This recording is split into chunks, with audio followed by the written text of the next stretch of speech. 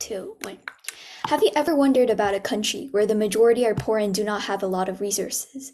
Do you think the government would consider the fact about the gender gap in education, employment, and authority a more significant factor to other situations happening in these poor countries? Obviously not. This is because of the fact that they consider other important tasks such as developing infrastructure, having a sustainable government, and considering the lack of nutritious food as such. We cannot be dismayed by the fact that they are all vital factors in life. However, we all know that without a clear idea of equality and fairness among men and women and its meaning, you cannot create a better future for humanity that would impact the entire universe. It's likely these countries wouldn't take heaps of amount of time investing in trying to make a world a better place and trying to improve it in various ways. Governments may think they must maintain a sustainable life, for example, having a strongly formed government or developing technology first, and then trying to make society a fairer place. Let's say you are walking to submit your job application that you want to apply to. You go to the company and submit your application.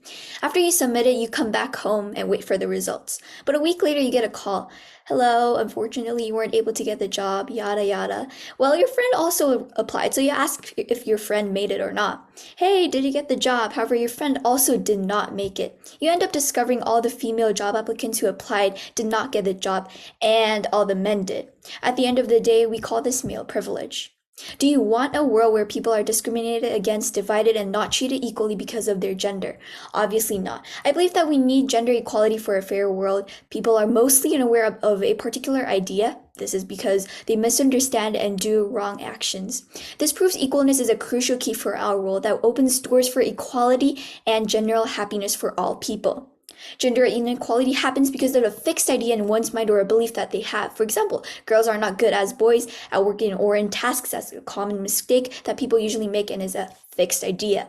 This makes people habitually give men a higher salary than women and give men more advantages or job opportunities. According to their world, a global children's charity committed to ending the global education crisis and unleashing the potential of the next generation has stated that education is a basic human right for all individuals and making a world a better place, in other words, a fair place, helps people access to all of their other human rights. So gender inequality. Freedom cannot be achieved unless women have been emancipated, liberated from all forms of oppression. Also quoted by Nelson Mandela, believed that women's rights are an integral part of a free society. Why do you think that people like Nelson Mandela believe that women's rights are very important, like Malala Yousafzai, where she mentions the idea of feminism where women have the right to be equally treated compared to men. The key to breaking the cycle of violence and discrimination is girls' empowerment, which the UNICEF has stated for the past few years. Gender inequality occurs in countries, companies, and many more places. For example, Pakistan requires people, especially women and girls, to wear specific types of hijabs, shawls, or scarves because of their religion, which is Muslim, and if you don't obey this law or this rule, you are likely to undergo consequences such as death or other consequences like punishments, which they obviously do not want to experience. This makes women unable to choose what they prefer and want to do in life, which literally breaks the meaning of equality and freedom we have right now. This is the point where feminism was born. Feminism is a movement for women that states every woman should be able to access their basic human rights.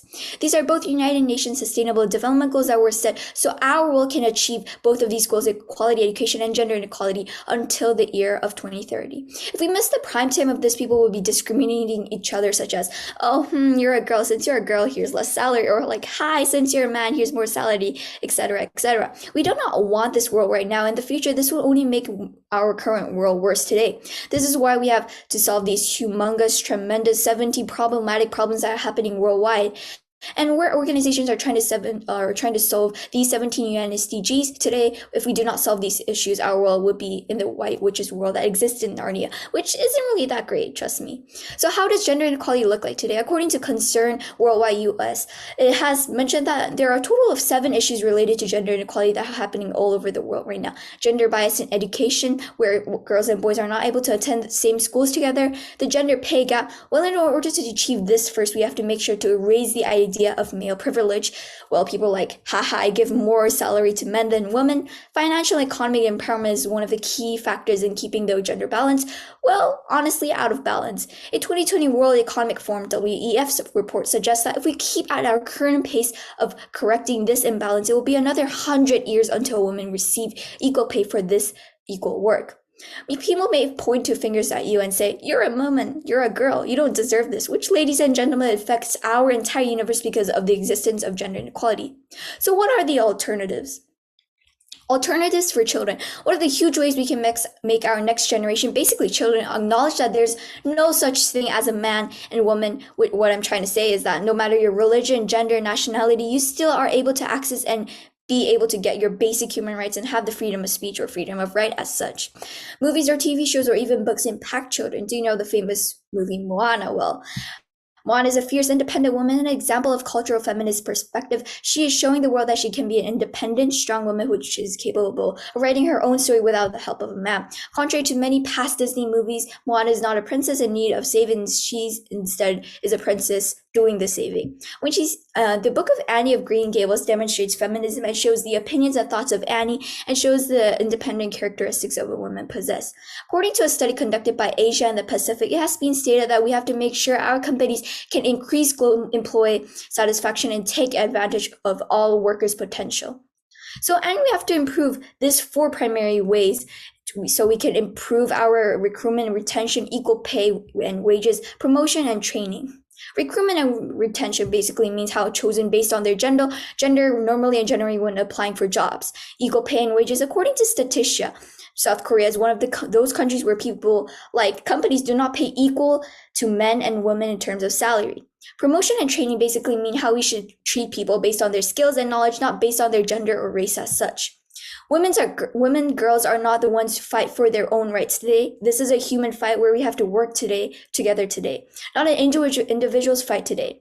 Do you want to create a fairer world today or not? I'd like to reassure you that gender inequality is a human fight, not a female fight. Thank you.